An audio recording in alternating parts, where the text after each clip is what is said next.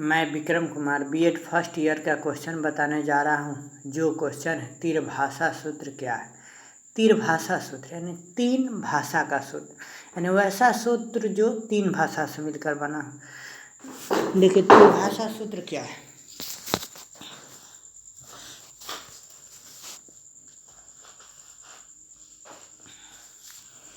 त्रिभाषा सूत्र एक ऐसा सूत्र है जिसमें भारत के प्रत्येक प्रांत में राधा कृष्णन आयोग जो 1948-49 में बना द्वारा यह लागू करने के लिए कहा गया कि प्रत्येक प्रांत में माध्यमिक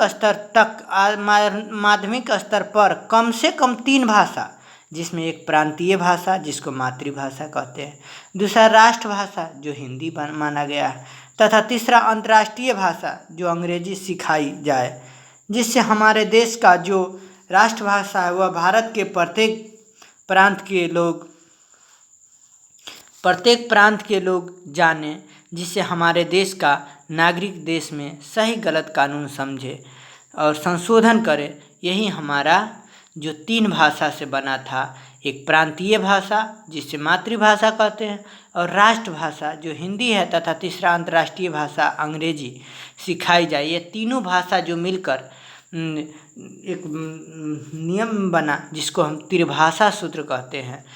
लेकिन यह राधा कृष्णन आयोग 1948-49 फ्लॉप रहा, यह सक्सेस नहीं हुआ।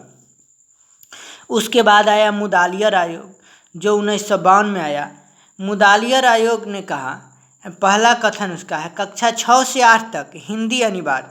कक्षा 6 से 8 तक जितना है बच्चा है सबको हिंदी अनिवार्य कर दिया गया। दो भाषाओं का अध्ययन अनिवार्य, जिसमें प्रादेशिक भाषा व हिंदी तथा दूसरे हिंदी व अन्य भारतीय भाषा। लेकिन यह भी सफल नहीं हुआ। कह रहा है मुदालियर आयोग में 1952 में बताया गया कि कक्षा 6 से 8 तक हिंदी अनिवार्य कर दिया, सबको हिंदी पढ़ना है, तथा दो भाषा के अध्ययन अनिवार्य, जिसमें एक प्रादेशिक भाषा जिस क्षेत्र में है उसका भाषा और वह हिंदी, एगो हिंदी पढ़ना है, दूगो हो गया, तथा दूसरा हिंदी व अन्य भारतीय भाषा। लेकिन यह भी सब सफल नहीं हुआ। 1956 में कैब, यानी कैब का मतलब होता है CAB, मतलब central advisory board of education, जो त्रिभाषा सूत्र 1957 में ही त्रिभाषा सूत्र का सरकार द्वारा स्वीकृति मिली। केंद्रीय शिक्षा सलाहकारी, सेंट्रल एडवाइजरी बोर्ड का मतलब होता है central advisory board of education, केंद्रीय शिक्षा सलाहकार।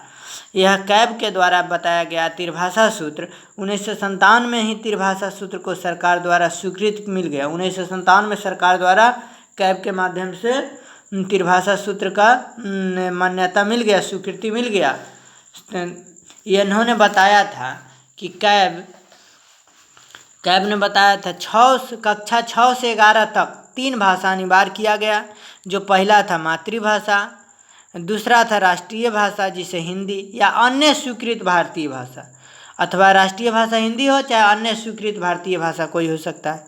उसके बाद तीसरा अंग्रेजी या कोई यूरोपीय भाषा, अंग्रेजी हो नहीं तो कोई यूरोपीय भाषा जो अंतर्राष्ट्रीय है। इसका कैब का क्या उद्देश्य था? प्रांतीय भाषा का विकास होना चाहिए तथा राष्ट्रभाषा का विकास करना। दूसरा था राष्ट्रभाषा का विकास करना। तीसरा था अंतर्राष्ट्रीय भाषा का विकास करना, जिससे हमारे देश दूसरे देशों के साथ एकता बनाए रखे। ऐसा क्यों किया गया कि अंतर्राष्ट्रीय भाषा का विकास इसलिए किया गया जिससे हमारे जो देश है के नागरिक दूसरे देश के साथ एकता बनाए रखे, बातचीत करें। लेकिन यह लागू नहीं हो पाया, यह भी लागू नहीं हुआ। 1964 में आया कोठारी आयोग।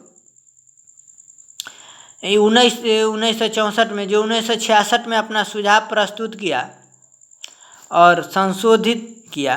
प्राथमिक स्तर पर प्रादेशिक भाषा पढ़ाई जाए। बताया गया कि प्राथमिक स्तर पर क्या पढ़ाया जाए? प्रादेशिक भाषा पढ़ाया जाए।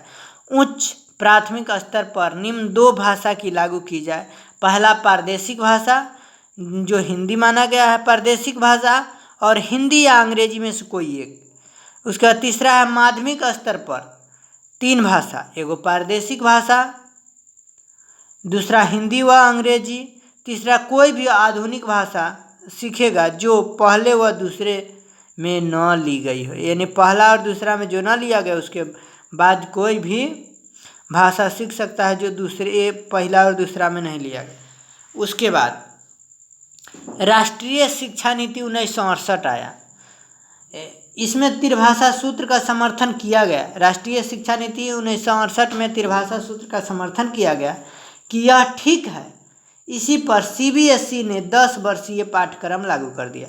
राष्ट्रीय शिक्षा नीति जो 1968 में आया, इसी पर त्रिभाषा सूत्र, इन्होंने त्रिभाषा सूत्र का समर्थन किया कि यह ठीक है। तब इसी पर CBSE ने 10 वर्षीय पाठ्यक्रम लागू कर दिया जो क्लास 1 से क्लास 10 तक होता है। लेकिन लोग इसे माने नहीं। लेकिन जो राष्ट्रीय शिक्षा नीति 1968 लागू हुआ उसको भी लोग नहीं माने। तब राष्ट्रीय शिक्षा नीति 1986 आया। इसके बाद कब आया? राष्ट्रीय शिक्षा नीति 1986। राष्ट्रीय शिक्षा नीति 1986 ने फिर इसे लागू करने के लिए जोर दिया, लेकिन कोई राज्य सरकार इसे लागू करने के लिए तैयार नहीं हुआ और यह आज भी 100% लागू नहीं है। यही है इसका आंसर।